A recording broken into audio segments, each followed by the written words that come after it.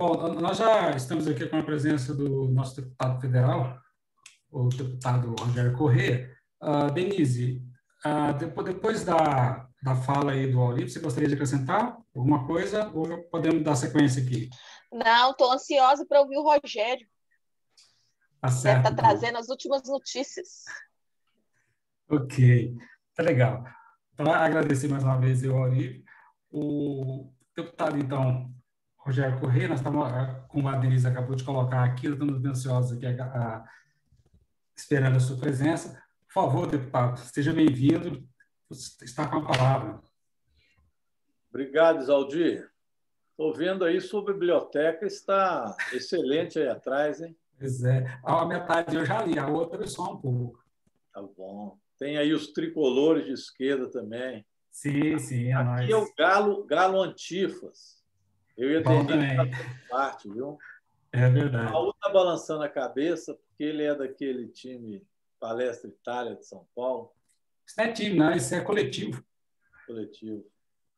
Então, um grande abraço, viu, a todos e todas. Me desculpem aí o atraso, mas coincidiu o horário e estou como coordenador político da bancada federal do PT em Minas. E está tendo uma atividade agora, inclusive com a presença do Haddad e também dos companheiros da Fundação Perseu Abramo. Nós estamos formando um núcleo de estudos políticos em Minas Gerais para esse momento da conjuntura. Tem que estudar muito essa conjuntura, porque não está fácil, né? E a Denise na expectativa de que eu vou resolver as coisas aqui. Quem sou eu? Tamanha confusão. Olha, pessoal, mas é realmente crítica a situação do país, né? Primeiro, pela pandemia, que se transformou, na verdade, num genocídio. O Brasil vive hoje a continuidade de um genocídio. Essa semana já tem quem diga, estudiosos, infectologistas, que nós vamos poder chegar a números alarmantes de 5 mil mortes num dia.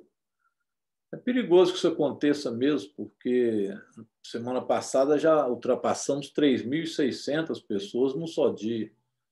Então, nós já estamos indo aí para 320 mil mortes. O Brasil é o único país do mundo em ascendência dessa pandemia. E já era para nós termos vacina. Não temos vacina porque a política do governo federal, do presidente Bolsonaro, do seu Ministério da Saúde, foi a de evitar as vacinas.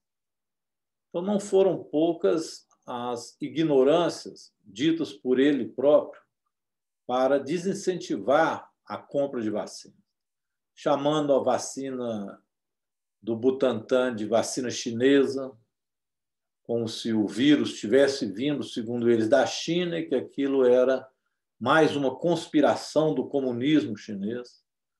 O pior é que eles colocam isso de tal forma que as pessoas bolsonaristas saem espalhando isso.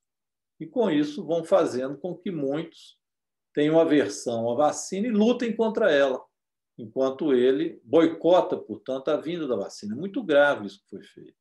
Por isso que a gente fala que é genocídio. O presidente comprou milhões de comprimidos de cloroquina, foram milhões e milhões gastos, e dizendo que estes comprimidos salvariam vidas. E as pessoas tomaram, muitas tomaram cloroquina, estão hoje com outros problemas de saúde. Uma médica lá no Rio Grande do Sul chegou a colocar essa cloroquina no próprio CTI e fez as pessoas respirarem a cloroquina como se isso fosse salvar vidas, e pessoas ficaram doentes, fora as que morreram iludidas com isso. Também isso desse ponto de vista, genocídio, é crime. O presidente fez com que as pessoas acreditassem em algo equivocado e que a ciência dizia claramente que aquilo não era a solução do problema, que não apenas não resolvia, como também poderia ter efeitos colaterais. Isso para ficar em alguns exemplos. Eu costumo comparar esse genocídio do governo Bolsonaro, e isso terá que ser, na via da justiça, ele pagar por isso, um crime contra a humanidade, Isso ele terá que pagar tanto no Brasil quanto no mundo, né? Como crime contra a humanidade, porque isso tem repercussões mundiais. O Brasil hoje está aí produzindo cepas novas de vírus, cada vez mais perigosas, espalhando o mundo afora. Hoje todo mundo tem terror do Brasil. O brasileiro virou uma espécie de pessoas que ninguém quer ver. Poucos países recebem brasileiros e brasileiras. E olha que nós éramos tidos há pouco tempo atrás como um dos povos mais felizes do mundo. Éramos comemorados no exterior. Na época do presidente Lula, nem se fala. Então, o brasileiro hoje, infelizmente, é tido como alguém que o mundo não quer, uma espécie de pária da sociedade. E a culpa disso é do governo Bolsonaro. Eu costumo comparar isso à questão do crime de Brumadinho e de Mariana. Todos sabem que aquilo foi crime. A Samarco e a Vale cometeram crime. E a BHP Billiton, que era a empresa responsável pelos estudos técnicos. Por que nós dizemos que é crime? Não é simplesmente uma palavra de ordem, é uma realidade, que não foram apenas as comissões parlamentares de inquérito que, nos seus relatórios finais, consideraram como crime que foi feito por essas empresas, mas também os relatórios da Polícia Federal, da Polícia Civil, dos Ministérios Públicos. É porque se chegou à conclusão, fazendo toda a análise e o estudo pré-rompimento, de que havia todos os indícios de que poderia haver o rompimento da barragem e que, se rompesse, as pessoas não dariam contas de correr e se livrar daquela lama.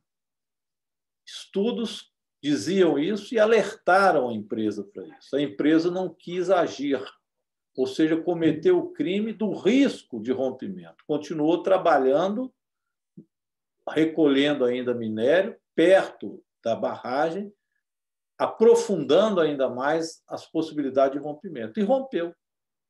No caso de Brumadinho, 272 pessoas mortas, porque a Vale não tirou de lá nem os seus trabalhadores. Então, a Vale cometeu um crime, porque ela sabia do risco iminente do rompimento da barragem. A mesma coisa é o governo Bolsonaro. Todos avisaram, isso não é uma gripezinha, isso mata. Está matando na Europa. Cloroquina não salva. É preciso fazer distanciamento social, é preciso buscar a vacina. E ele fez o contrário, ou seja, ele cometeu um crime. Ele tinha os dados científicos para evitar e para agir, e não agiu. Então, pessoal, não é retórica, é realmente algo demonstrado, que houve, por parte do governo, este intuito de aplicar uma outra política que não a política recomendada pela ciência. Por isso ele cometeu o crime. É muito grave esse crime contra a humanidade. E o Brasil sofre, os brasileiros e brasileiras sofrem isso. Impressionante. Os municípios em Minas Gerais, para dizer também do Zema, né, que o copiou. Uma das primeiras bobagens que o Zema disse é que o vírus não podia ficar concentrado em Belo Horizonte, que ele teria que viajar. Quando ele falou essa bobagem do vírus viajar, eu que conheço Minas Gerais e já viajei por aí muito, eu vi que isso não ia dar coisa boa, porque os municípios menores no estado de Minas Gerais não têm condições de fazer o enfrentamento da Covid e tratar aqueles que forem infectados e que a doença se agravar. Porque funciona em Minas Gerais a ambulância de um município menor para um município médio, para um pouco maior, e depois para Belo Horizonte. Se esse vírus se espalhasse por Minas Gerais, o colapso da saúde era evidente. Ora, não precisava de ser nem sequer um estudioso na questão da saúde em Minas para saber as consequências. Apenas conhecer Minas geograficamente e as suas condições de saúde pública. Não deu outra. Hoje nós estamos colapsados em todo o estado. Eu acabo de receber, por exemplo, para dar um exemplo apenas, de Turmalina, uma cidade pequenininha do Vale de Jequitinhonha, que o hospital lá não tem mais remédio, não tem mais condições de tratar os doentes que estão indo para o hospital. Não há mais remédio sedativo, etc., para, pelo menos, minimizar a dor dessas pessoas. É isso que está acontecendo no estado de Minas Gerais. E, portanto, o número de mortos ampliando, infelizmente, não vai parar no que está.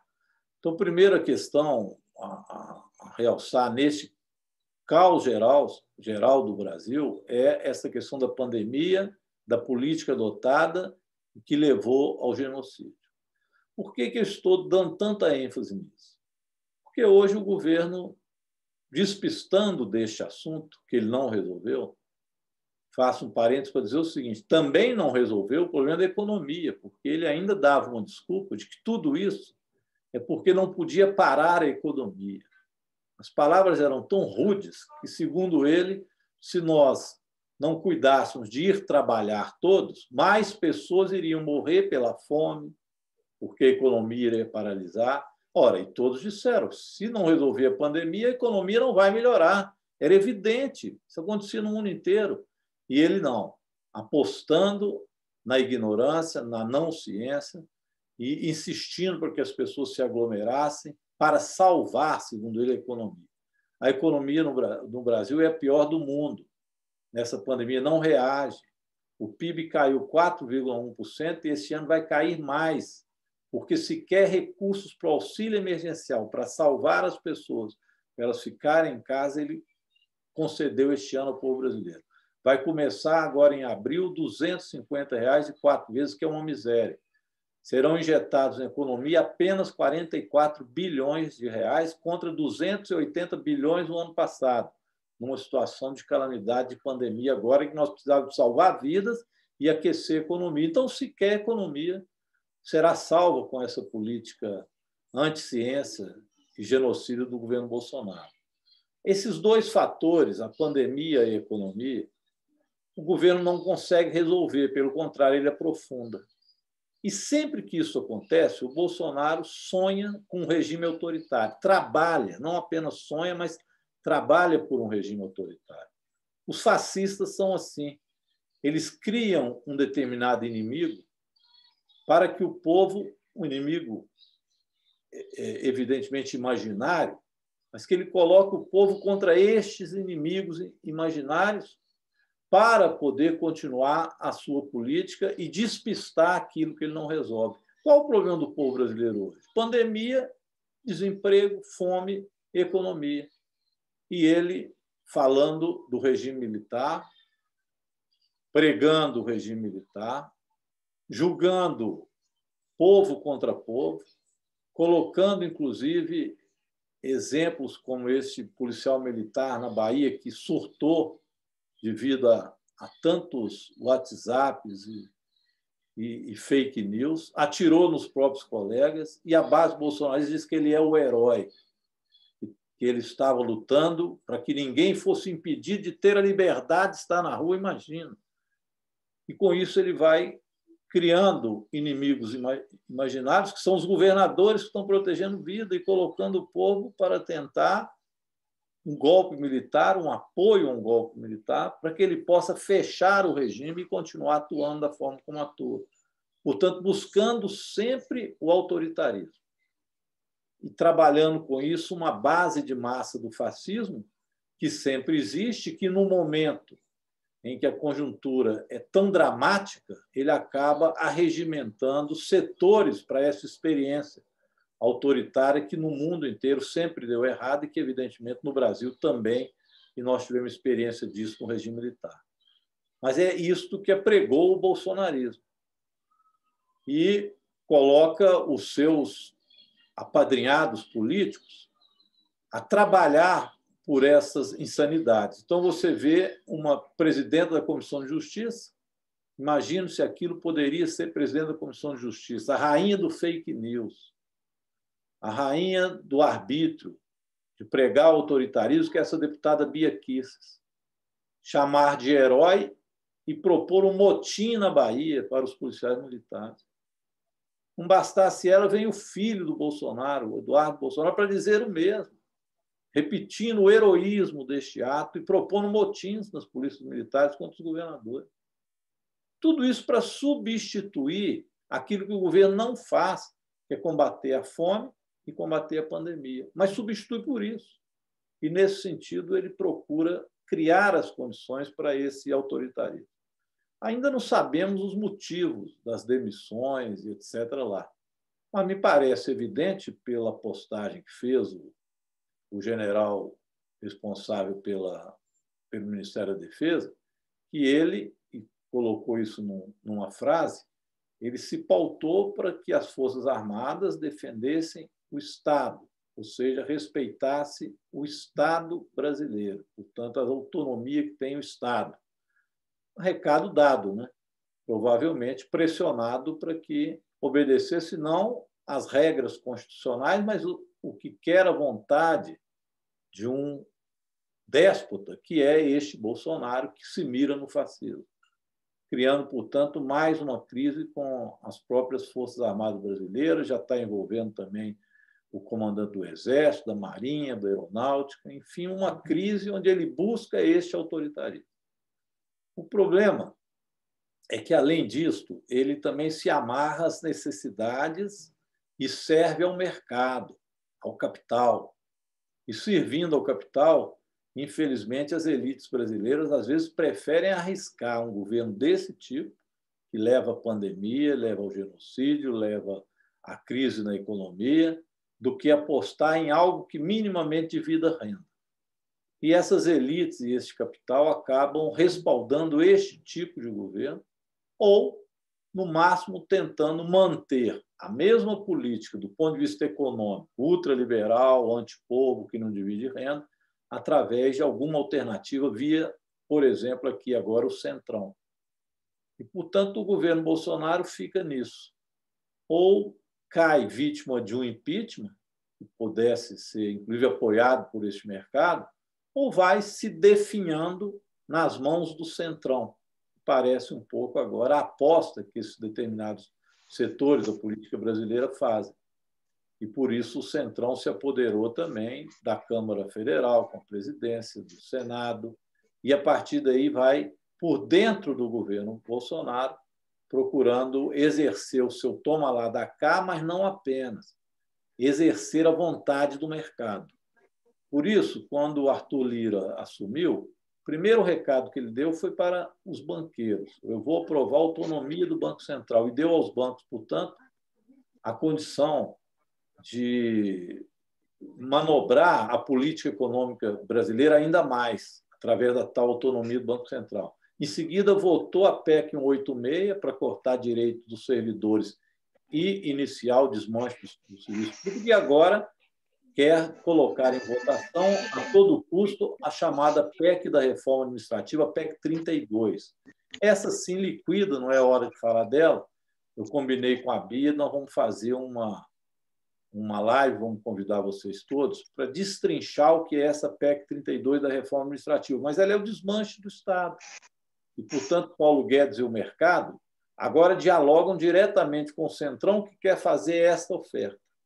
Então, pessoal, diante dessas duas alternativas, ou o governo Bolsonaro conseguir, através de um golpe, estabelecer um regime autoritário, que eu acho que não é a maior das possibilidades, porque dificilmente as Forças Armadas entrariam nesse tal alto golpe do Bolsonaro agora, mas é o que ele trabalha, ou a sua substituição, o seu definhamento, a palavra melhor, através do mando central no interior de setores importantes do governo, ou nós criamos a possibilidade de uma terceira alternativa, que é a alternativa do impeachment, que é a qual nós devemos trabalhar.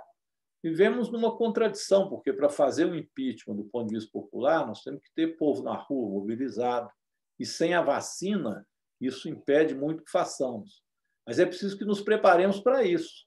Nós não podemos permitir que nem uma das duas opções seja a opção a ser vitoriosa nesse processo. Tem que trabalhar com a terceira opção, que é o impeachment, a convocação imediata de eleições, onde sejam eleições livres.